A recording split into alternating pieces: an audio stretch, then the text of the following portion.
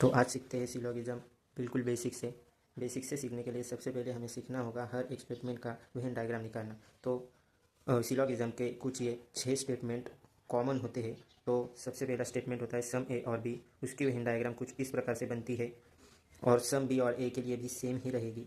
Second statement होता है सम A are not be. तो इसके लिए ए का कुल इतना पोर्शन हमें शेडिंग करने का, फिर उसे बी से अलग करने का। लेकिन इसका मतलब सिर्फ इतना ही पोर्शन ए का बी नहीं हो सकता। अगर स्टेटमेंट में पॉसिबिलिटी बताई हो कि अगर कंक्लूजन में पॉसिबिलिटी बताई हो कि सम ए और are B some A are B is a possibility, तो ये ट्रू हो सकता है, क्योंकि ये जो शेड नहीं किया है वो रीजन ए का बी हो सकता है।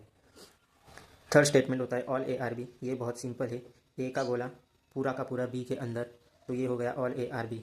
चौथा स्टेटमेंट भी सिंपल है, नो ए आर बी। इसमें ए का गोला और बी का गोला दोनों में क्रॉस मार देने का, तो ये हो गया नो ए आर बी। अब पांचवा जो स्टेटमेंट है ये थोड़ा सा कंफ्यूजिंग होता है बच्चों के लिए।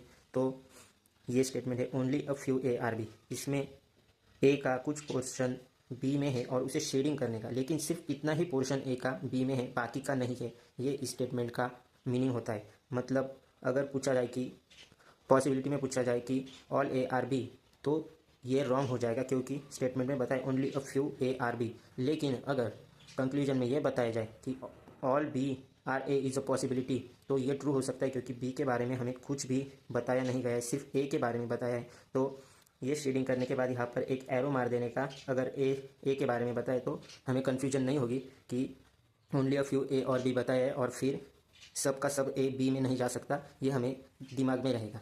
छठा स्टेटमेंट है ओनली ए इज़ बी। इसमें उल्टा पढ़ने का, ऑल बी इज़ ए। अगर ओनली दिया हो तो ये स्टेटमेंट उल्टा पढ़ने का, ऑल बी इज़ ए। तो इसकी डायग्राम इस प्रकार से निकालने की, बी को सर्कल नहीं करने का, बी को स्क्वायर मारने का और फिर उसको ए के अंदर डालने का।